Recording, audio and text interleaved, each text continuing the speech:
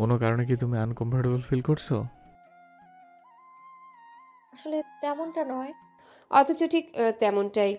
অফিসে এত এত মানুষের উপস্থিতি, তাদের সম্মুখে এই মানুষটার পাশাপাশি হেঁটে চলা কেমন একটা অদ্ভুত অনুভূতিতে জেঁকেছিল মনে। মাথায় ঘুরপাক খাচ্ছিল এলেবেলে সব ভাবনা। যার পূর্ব অভিজ্ঞতাও তার রয়েছে, এই অস্বচ্ছন্দতা সে আগেই অনুভব করেছে। তার উপর আবার অফিসের মেন দরজা পেরিয়ে সম্মুখে তাকাতে কত কৌতূহলী নজর তাদের দিকে তাক হতেই ভিতর থেকে যেন আরও অদ্ভুত দুর্বল এক অনুভূতিতে হানা দিয়ে আঘাত হানল। অদৃশ্য হাতে কোনরূপ ধরে বেঁধে রাখা মানসিকতায়, যা ভেতরে ভেতরে দাবিয়ে রাখতে চাইছিল সে। মুখের অবয়বে বহিঃপ্রকাশ করতে চায়নি কোনো ক্রমে, অথচ পাশে যে একজন তীক্ষ্ণ বুদ্ধিসম্পন্ন চতুর মানুষ সঙ্গী হয়ে কদমে কদমে পা মিলিয়ে হেঁটে চলেছে তার সাথে, খেয়াল যেন তার ছিল না। ছিল তো, তবে দৃঢ় চোয়াল সম্মুখে রেখেও তাকে এত পরিচ্ছন্নভাবে খেয়াল করে চলেছে এই আন্দাজটা ছিল না। কৌড়ির পাশে হেঁটে চলা মানুষটা কৌড়ির উত্তরে অমায়িক হেসে দিল, স্বচ্ছ নরম হাসি, পাশে থাকা স্ত্রীকে স্বস্তি আর প্রশ্রয় দেওয়ার হাসি, যা কৌড়িসহ অফিস কর্মকর্তা যাদের নজরে পড়ল আশ্চর্য হয়ে দেখল। সেদিকে আত্মপ্রত্যয়ী মানুষটার বিশেষ বিন্দু খেয়াল নেই, সে আছে নিজ স্ত্রী ধ্যানে। পাশে চলা রমণীর দিকে এক পলক তাকিয়ে কেমন দৃঢ় কণ্ঠে বলল, তুমি আমার সাথে আসো, তোমার লিগ্যাল হাজব্যান্ডের সাথে। তারপরও আনকমফোর্টেবল ফিল করছো? আমি পাশে আছি তো ম্যাডাম। ভাষা ভাষা মায়াময় চোখ জোড়া কি সুন্দর পলক ফেলে তাকে আশ্বস্ত করলো। কৌড়ি আশ্বস্ত হলেও মনে মনে বলল, আপনার মতো আত্মপ্রত্যয়ী মানুষ পাশে আছে বলেই তো আমি আনকমফোর্টেবল ফিল করছি। নিজেকে কেমন আপনার পাশে মানাচ্ছে না মনে হচ্ছে আমার। এক পর্যায়ে সকলের নজরের আড়াল হয়ে নিজস্ব কেবিনে ঢুকে পড়ল নিভান। কৌড়ি পিঠে আলতো স্পর্শে হাত রেখে নিজের সাথে সাথে তাকেও ঢুকিয়ে নিল কেবিনে। অফিস স্টাফদের অনেকের নজরগোচর হয়েছে। গম্ভীর দৃঢ়প্রত্যয়ী বস নামধারী মানুষটা আসলে নিজের একান্ত, নিজের মানুষটার ক্ষেত্রে বিশেষ, একদম আলাদা। বুঝতে অসুবিধা হলো না কারো। বসধারী গম্ভীর মুখ করে রাখা কাঠিন্য মানুষটা যে নয়, তিনি যেন নিজের একান্ত নিজস্ব নারীর বিষয়ে ভীষণ কোমল নরম। একই মানুষের স্থানভেদে দুরকম ভাবমূর্তিতে আজ অনেকেরই নজরে পড়েছে, খেয়াল করেছে, অনুভবও করেছে সবাই, যা আগে কখনো অন্য কারো ক্ষেত্র বিশেষে নজর পড়েনি কারো। সবসময় নিজের কাঠিন্য গম্ভীর্য ব্যক্তিত্ব নিয়ে থাকা মানুষটাকে নিয়ে এই বিষয়ে ওনার অগোচরে ট্রলও কম হয়নি। সবাই কম বেশি এটা নিয়ে ট্রল করত। স্যারের সবকিছু পারফেক্টলি থাকলেও এত জলদ গম্ভীর আর স্বল্পভাষী মানুষটার কখনো বউ টিকবে না, অথচ তার উপরেই আবার ফিদা ছিল অফিস ফিমেল স্টাফরা। মুখে ট্রল করলেও মনে মনে স্যারের সেই গম্ভীর্য স্বভাবে, স্বল্পভাষিত এবং আত্মপ্রত্যয়ী ব্যক্তিত্বে মোটামুটি সবাই ডুবুডুবু। কেবিনে ঢুকতেই স্বস্তির নিঃশ্বাস ফেলে সোফায় বসলো কৌরি। বিশাল বড় শীতাতপ নিয়ন্ত্রক কেবিনটা পরিপাটি টিপটপ সাজানো গোছানো। একজন মানুষের জন্য একটা অফিস কক্ষ কি এত বড় প্রয়োজন? একপাশে ওয়াল আর তিন পাশে ঘোলাটে কাচের বেষ্টনে বেষ্টিত অফিস রুমটায় মাঝ বরাবর অফিসিয়াল বড়সড় কাচের টেবিল। সেখানে অফিস কক্ষের মালিকের বিশেষ নেম প্লেট সহ বিভিন্ন প্রয়োজনীয় সরঞ্জামাদি রয়েছে। তবে গুচ্ছ আর্টিফিশিয়াল ফুলের ফুলদানিটাতে বেশ নজর কাটছে। সবকিছু পারফেক্ট, পরিপাটি করে গোছানো। টেবিলের ওপাশে আরামদায়ক বড়সড় কেদারা, অপর পাশেও দুটো রয়েছে, তবে অফিস মালিকের স্পেশাল কেদারার তুলনায় ছোট। টেবিলের কিছুটা দূরত্ব মেনটেন রেখে 3 সিটের একটা বড় সড়ো সোফা, সেখানেই বসেছে কৌরি। আগেও একবার আসা হয়েছিল, তবে বিশেষ খেয়াল করা হয়নি। নিভান গায়ের ব্লেজারটা খুলে নিজের বসার চেয়ারটার উপর রাখতে রাখতে কৌরিকে বলল, অফিসে আধা ঘন্টা সময় থাকতে হবে, সমস্যা হবে না তো? কৌরি মুখ তুলে চাইল, তবে উত্তর দেওয়ার আগেই নিভান ফের প্রশ্ন করল। কি সমস্যা হবে? কৌরি মৃদু হেসে মাথা নাড়ালো, কিন্তু মন বলছে প্রচুর সমস্যা হবে। কোথাও যেন মনে মনে একটা অস্বস্তি কাজ করছে। কৌরিকে খেয়াল করে নিভান তার পাশে এসে বসলো একটু দূরত্বে, তবে কৌরির মুখোমুখি হয়ে আড়াআড়ি বসলো। নির্দ্বিধায় কৌরির হাতটা নিজের হাতের মুঠোয় নিয়ে খুব কোমল গলায় শুধালো, কি কারণে এত নার্ভাস ফিল করছো, জানতে পারি? কি হয়েছে গৌরী? সকালে কিন্তু কথা হয়েছিল, তোমার ভালো মন্দ সব কিছু জেনে নেওয়ার দায়িত্বটা আমার। দায়িত্বটা পরোক্ষভাবে বা প্রত্যক্ষভাবে তুমি দিয়েছো। এখন বলো, এতটা আনকমফোর্টেবল ফিল কি কারণে? কৌরি মাথা নিচু করে নিল, কথা গুছাতে থাকলো। কি বলবে নাকি বলবে কিছুই না, তবে এই সামান্য কিছুই না বলে কি এই চতুর মানুষটার থেকে পার পাওয়া যাবে? কৌরির মনে হয় যাবে না, তাই বাহানা করার চেষ্টা করলো না। মাথা উঁচু করে কেমন অসহায় নজর ফেলে মুখে জোরপূর্বক হাসি টেনে কিছুটা দ্বিধান্বিত গলায় বলল, আমার কেন জানি মনে হয় আপনার পাশে আমাকে ঠিকঠাক লাগে না। সব দিক থেকেই কেমন। কথা শেষ করতে দিল না নিভান। কৌরির দিকে সামান্য ঝুঁকে কেমন অদ্ভুত দৃঢ় স্বরে বলল, এই পাগল তুমি, তুমি জানো তুমি কি বলছো? এই সংসারটা তুমি রপ্ত করা শুরু করলে কবে থেকে? আমি আমার জীবনের পরিপূর্ণ রূপ দিতে আমার অর্ধাঙ্গিনী হিসেবে শুধু তোমাকে চেয়েছি, দ্বিতীয় আর কিছুই না। এমনকি তুমি বাদে আর কাউকে নয়। সেখানে দ্বিতীয়ত কোনো কারণ, যোগ্য অযোগ্য বিচার বিবেচনা করার সামান্য চিন্তাভাবনার ভুলও আমার মন মস্তিষ্কের কোথায় সংশয় সৃষ্টি করে দেয়নি। যা আমার তা তেমনই হোক, সেখানে সংশয় কিসের? আর তুমি বলছো কি তোমার অত্যন্ত আমার যোগ্য অর্ধাঙ্গিনীর উপর এরূপ সংশয়টা রপ্ত করা একদমই উচিত হয়নি? একদমই না। সামান্য মানুষটার থেকে এমন জবাবটা জায়েজ জেনেও আবেগ আপ্লুত হলো কৌরি। চোখে জল জল করছে মৃদু নোনা স্রোত। সেসব উপেক্ষা করে হেসে ফেলল সে। তখনও নিভান দৃঢ় চোয়ালে তার পানে তাকিয়ে কৌরির হাসিতে সে ভোলেনি। শান্ত চাহনি তার সামনে বসা মায়াবী রমণীর জলজল করা ডাগর ডাগর চোখে। কৌরি সেই চাহনি লক্ষ্য করে মনে মনে কুণ্ঠিত হয়েও নিভানের দিকে একটু এগিয়ে বসলো। শক্ত হাতের মুঠোয় তখনও নিজের কোমল হাতটা আবদ্ধ। সেটা ছাড়িয়ে নিয়ে নিজেই এবার রুক্ষ হাতটা চেপে নিল নিজের হাতের মুঠোয়। মিষ্টি নরম গলার সুরে বলল, আপনার কিন্তু একদম রেগে যাওয়া উচিত নয়। আমি শুধু আমার সংশয়টা প্রকাশ করেছি মাত্র। আপনার অর্ধাঙ্গিনীর উপর সংশয়টা প্রগাঢ় রপ্ত করেনি। তবে সংশয়টা মনে প্রশ্রয় দিয়ে যদি আপনার অর্ধাঙ্গিনী ছোট করা হয়, ছোট করে থাকি, খুব সরি তাহলে। সরি শব্দটা এত নম্র আর মিষ্টি শোনালো এবার নিভানের মুখের আদল যেন বদল হলো। নিজের অবস্থানে অটল বসে কৌরির হাত ধরে টেনে তাকে আরো একটু কাছে আনলো। শক্ত দুহাতে তার মুখটা আজলে নিয়ে নিজের মুখটা কৌরির মুখের কাছাকাছি আনলো। তারপর নিজের খাড়া নাকটা দিয়ে কৌরির কোমল নাকে শক্ত করে একটু ঘষা দিল। একবার নয় কয়েকবার দিল, যেন ভুল করে বলে ফেলা কথার শাস্তি। কৌরি শাস্তি উপভোগ করতেই চোখ বুজে নিল। মনে চলল চঞ্চল অনুভূতিদের দোলাচল। ফের নাকে পুরো ঠোঁটের উষ্ণ ছোঁয়া পেতেই চোখ খুলে ফেলল সে। অনিমেষ চেয়ে রইল আদর দেওয়া মানুষটার দিকে। নাক থেকে ঠোঁট সরিয়ে কালো হিজাবে বাঁধা কপালের অল্প ফাঁকা অংশে দীর্ঘ ঠোঁট ছুঁয়ে নিভান বলল, পাগল মেয়ে, আর কখনো এমন সংশয় মনের প্রশ্রয় দিবে না, কেমন? কৌরি ওভাবে মাথা নাড়ালো। বইয়ের কপালে সুদীর্ঘ আরো একটা চুম্বন শেষে নিভান ফের বলল, হিজাব খুলে ফেলো, ভালো লাগে, অনেকটা সময় থাকতে হবে তো, যাওয়ার আগে আবার বেঁধে নিও। দীঘল চুলগুলো হেয়ার ড্রায়ার দিয়ে সম্পূর্ণ শুকাতে পারেনি কৌরি সময়ের অভাবে। আর মাথার চুল ভিজে থাকলে মাইগ্রেনের ব্যথাটা যত্রতত্র শুরু হতে সময় লাগবে না। তাই সামনের মানুষটার নির্দেশ যথাযথ মনে করে হিজাবের পিনে হাত দিতে হঠাৎ আবারও নির্দেশ এলো। Wait 1 minute. কৌরির হাত থেমে গেল। মনে তৈরি হলো প্রশ্ন। তবে কিছু সেকেন্ডের মাথায় সেই প্রশ্ন দূরীভূত হলো কারো দরজার নখে এবং ভারী কি গলার স্বরে। স্যার, আসবো? নিভান উঠে দাঁড়ালো। আজ আর অফিসের পিয়ন ওহিদ সাহেবকে ভেতরে আসার অনুমতি দিল না, বরং নিজেই এগিয়ে গেল। পিয়ন আসবে এটা সে জানত। নিভান অফিসে ঢুকতেই মিনিট পাঁচেকের মাথায় কফির মগ নিয়ে ওহিদ সাহেবের আগমন রোজকার। আজ মিনিট পাঁচেকের জায়গায় আরও একটু দেরি হলো। তবে বিশেষ পাত্তা না দিয়ে দরজার সম্মুখে গিয়ে দাঁড়ালো সে। দরজা নিজ হাতে আলগা করতেই ওহিদ সাহেব যেন একটু অপ্রস্তুত হলেন। সম্মতি নিয়ে উনি যাওয়ার বদলে স্বয়ং এমডি স্যার দরজা খুললেন। বিষয়টা ওনাকে অপ্রস্তুত করে দিল। স্যার, আপনার কফি। ট্রেতে দুমক কফি দেখে কপালে ভাঁজ পড়ল নিভানের। মুহূর্তের মধ্যে তা আবার মিলে গেল। ওহিদ সাহেব সেটা লক্ষ্য করে তড়িঘড়ি করে বললেন, ম্যাডামও তো এসেছেন, এই জন্য দুটো দিলাম। It's okay, thank you. হাতের ট্রেটা নিতে নিতে গম্ভীর স্বরে উত্তর দিল নিভান। ওহিদ সাহেব স্বভাবজাত উত্তর দিয়ে চলে যাচ্ছিলেন। কিছু একটা ভেবে ওনাকে ডাকলো। নিভান বলল, মিটিং রুমে সব কিছু রেডি হলে মৃদুলকে দরজায় এসে নক করে আমাকে ফোন করলে অথবা মেসেজ করতে বলেন। Okay sir. সম্মতি জানিয়ে ওহিদ সাহেব চলে যেতে নিভান দরজা ছেড়ে ভেতরের দিকে এগুলো। সোফার দিকে এগুতে এগুতে বলল, এবার খুলতে পারো। কয়েক সেকেন্ডের মধ্যে কৌরি হিজাব খুলে ফেলল। কাটায় আবদ্ধ চুলের খোপাটা খুলে দিতেই সাদা ঝকঝকে টাইলসকৃত ফ্লোরটা ছুঁয়ে গেল। চুলের মধ্যে আঙ্গুল চালিয়ে নাড়িয়ে দিতেই কড়া মিষ্টি শ্যাম্পুর সুঘ্রাণটা যেন মৃদুতরভাবে আশপাশটা ছড়িয়ে পড়ল, যেটা নিভানের নাকে গিয়েও ঠেকল।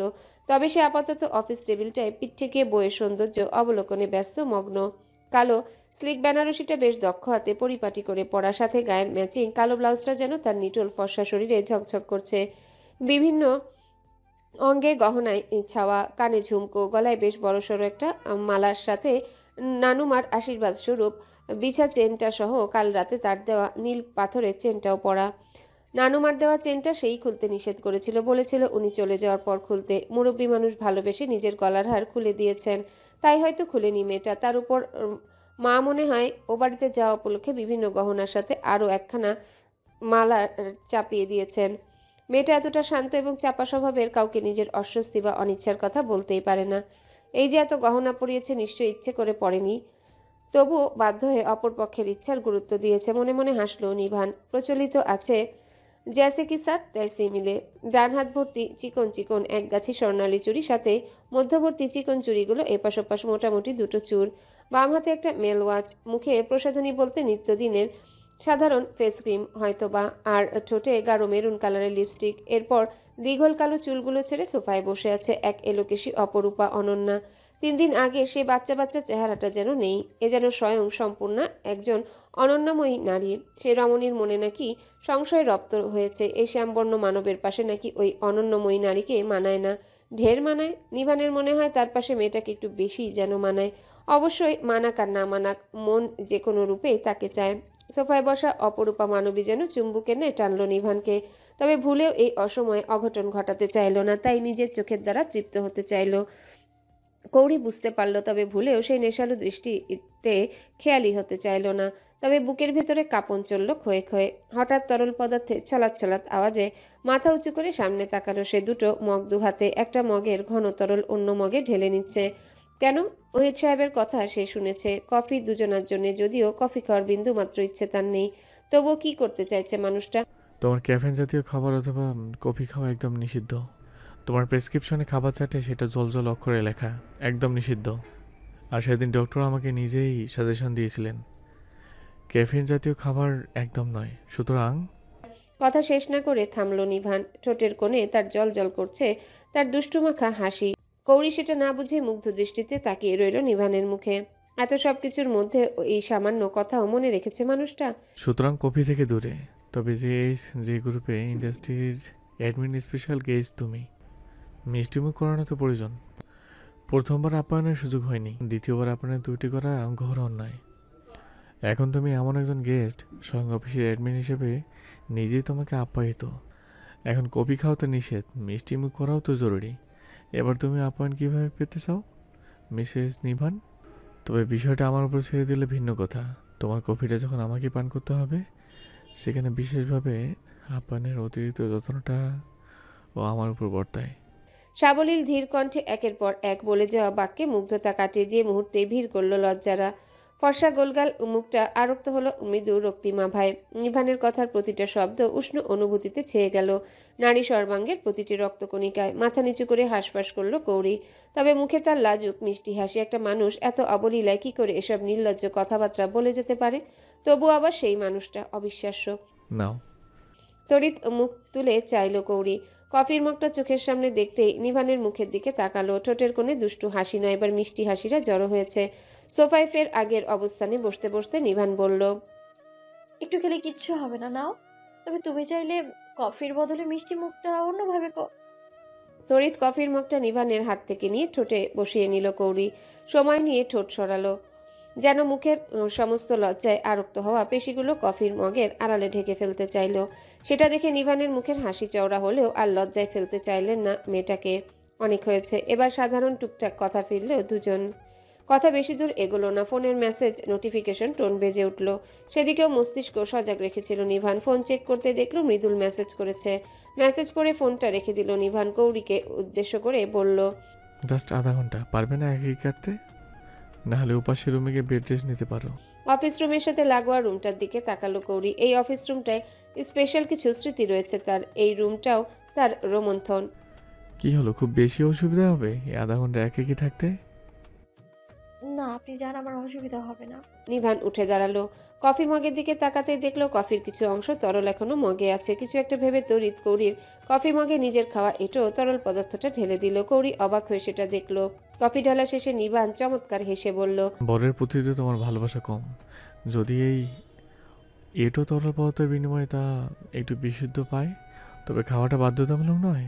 তোমার ইচ্ছা অনিচ্ছা যথার্থ সেখানে। কথা শেষ করে কৌরির দুপাশে চোয়ালে নরম হাত রাখলো নিভান। মিষ্টি হাসি তখনও ঠোঁটে ঝুলছে তার। কৌরির অবাক করা ডাগর ডাগর চোখের দিকে তাকিয়ে চোখের পলক ফেলে ফের আশ্বস্ত করলো সে। মৃদু স্বরে বলল, আমার এটা না খাওয়া অপশন আছে, কিন্তু না খেলে সমস্যা নেই। ফের কৌরির খোলা চুলে সিথির মাথায় একটা দীর্ঘ চুমু দিয়ে বলল, একাকি থাকতে অসুবিধা হলে আমাকে নির্দ্বিধায় ফোন অথবা মেসেজ করো, আমি ওকে পাঠিয়ে দেবো, কেমন? নরম নরম ভালোবাসাগুলো যেন কৌরিকে ভিতর থেকে বেশ আবেগী করে তুলল। আর সব থেকে মায়া লাগলো কলিজায় গিয়ে সপাত করাঘাত করলো নিভানের একটা কথায়। বরের প্রতি তো তোমার ভালোবাসা কম, যদি এটাতে তরল পদার্থের বিনিময়ে তা একটু বৃদ্ধি পায়। কৌরির মনে হলো মানুষটাকে সপাটে জড়িয়ে ধরে তার কপালেও দীর্ঘ একটা আদর ছোঁয়াতে। তবে এই গণ্ডি কখনো পার করতে পারবে কিনা জানা নেই তার। আজ তো পারল না। তবে নিভানের কথার বিনিময়ে মাথা নাড়িয়ে সম্মতি জানিয়ে বলল, ঠিক আছে, জানাবো। নিভান সরে দাঁড়ালো। বাহিরের পানে অগ্রসর হতেই দরজার দোরগোড়ায় গিয়ে পিছু ফিরে তাকাতে মুখে চওড়া হাসি ফুটে উঠল তার। কফিটা সাবলীলভাবে নির্দ্বিধায় পান করে চলেছে কৌরি। এলোকেশী অপরূপা নারীর নজর বিশাল বড়সড় কাচের জানালার ওপারে। নিভান দরজা চেপে দিয়ে নিঃশব্দে বেরিয়ে গেল। নিভান বেরিয়ে যেতেই উঠে দাঁড়ালো কৌরি। এত সময় কোলের মধ্যে পড়ে থাকা হিজাবটা নিয়ে রেখে দিল নিভানের ব্লেজারের উপর। হাতের পিনগুলো রাখলো অফিসের টেবিলের উপর। আবারও পড়তে হবে তখন, তাই আর হ্যান্ডব্যাগে রাখলো না। ফের কফির মগটা নিয়ে শান্ত পদক্ষেপ বাড়ালো কাচ ঘেরা জানালার পাশে। বাহিরের ঝলমলে কড়া রোদ, নিত্যদিনের ভিন্ন ভিন্ন ব্যস্ত কর্মমুখর মানুষের বিপুল আনাগোনা চওড়া রাস্তাটায়। বিভিন্ন চাকার যানবাহনের অবাধ্য চলাচল সেখানে। কফির মগে একটু একটু করে চুমুক দিল আর বাহিরে সবকিছু কেমন মনোযোগ দিয়ে তীক্ষ্ণ খেয়ালি নজরে অবলোকন করতে থাকলো কৌরি। এবারে কফির স্বাদটা ভিন্ন। তার কফির মগে মিষ্টান্নের আভাস থাকলেও এটার স্বাদ কেমন হালকা কষ বা তিক্ত। হয়তো অন্য মগের কফিটা তিক্তই ছিল, তবে তার মিষ্টান্ন কফির সাথে মেশানোর পর সেটা হালকা সাবলীলতায় রূপ নিয়েছে। মিষ্টি করে হাসলো কৌরি। তবে দুয়ের মিশ্রণে জিনিসটা স্বাদ মন্দ হয়নি। বেশ দারুণ একটা কম্বিনেশন হয়েছে। উপভোগ্য, বেশ স্বাদ দিচ্ছে। সকাল থেকেই উদ্বিগ্ন মান্যতা। ত্রিনয় বিয়ের প্রস্তাব রেখেছে, মানে যখন তখন একটা কিছু হয়ে যেতে পারে। ইদানিং তাদের ভাই বোনের ভাগ্যে হুটহাট বিয়ে হওয়ার প্রবণতার শঙ্কা পেয়েছে। সেই শঙ্কা এবার নিজেও আতঙ্কিত সে। ত্রিনয় ছেলে খারাপ নয়, যদি তার প্রস্তাবে বাড়ির সবাই রাজি হয়ে হুট করে বিয়ে নামক সম্পর্কে বাধা পড়ে যেতে হয় তখন বিষয়টা ঠিক কেমন দাঁড়াবে। ওই মানুষটার সম্মুখীন হতে তো তার ভীষণ সংকোচ লজ্জা। সারাটা জীবন সেই মানুষটার সাথেই কাটাতে হবে কি করে। উফ, ওই মানুষটাও সব জেনে শুনে যেন তাকে এরকম পরিস্থিতিতে ফেললো। কতবার ফোনটা হাতে নিয়েছে কল করার জন্যে, অথচ বারবার ডায়ালে গিয়েই ফিরে আসছে। যে মানুষটাকে একটা কল করার দ্বিধা কাটিয়ে উঠতে পারছে না, সেই মানুষটার সাথে আমৃত্যুকাল পর্যন্ত সংসার। ধপাস করেই বসে পড়ল মান্যতা। ফের গা এলিয়ে দিল নিজের আরামদায়ক বিছানাটায়। সম্পর্ক ছিল সেটা ত্রিনয় জেনেছিল। বিষয়টা মান্যতার কাছে নর্মাল ছিল, বাট ওই জানোয়ার ছেলেটা তাকে অসভ্য অসভ্য প্রস্তাব দিয়েছিল। সেই বিষয়গুলো ত্রিনয় জানে। এটা তার কাছে ভীষণ লজ্জার। এমন একটা খারাপ ছেলের সাথে একসময় হুট করে সম্পর্কে জড়িয়ে গিয়েছিল, এটাই মান্যতাকে হীনমন্যতায় ভোগায়।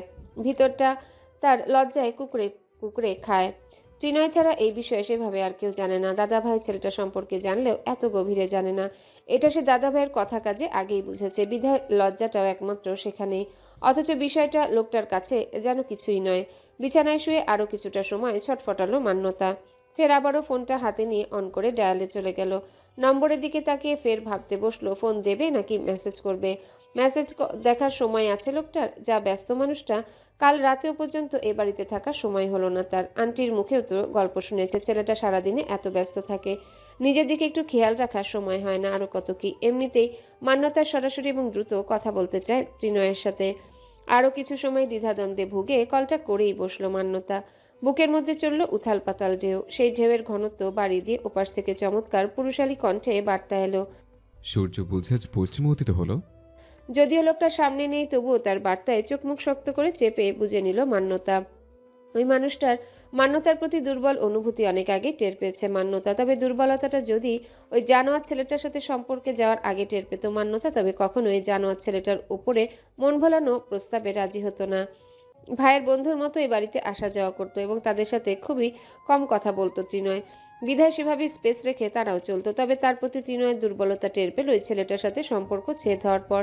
তবে ততদিনে ত্রিনয়ের সামনে যাওয়া তার জন্য লজ্জাজনক হয়ে দাঁড়িয়েছিল। অথচ এই অনুভূতিতে অটল সেই মানুষটা, যার নজরে নজর রেখে কথা বলার সাহস দৃঢ়তা মান্যতার নেই। চুপ থাকার জন্য ওই নিজ থেকে কল দেওয়ার মতো অঘটনটা নিশ্চয়ই তুমি করনি।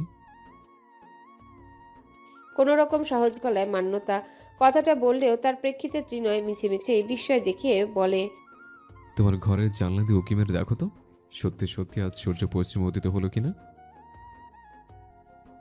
জরুরি কি জরুরি না ত্রিনয় খুব ভালো করে জানে। নিভান বা জাহিদ সাহেব বললে বিয়েতে হয়তো মান্যতা অমত পোষণ করবে না, তবে দুটো নরনারী একটা পবিত্র বন্ধনে আটকে পড়ার আগে নিশ্চয়ই তাদের মতামত গুরুত্বপূর্ণ।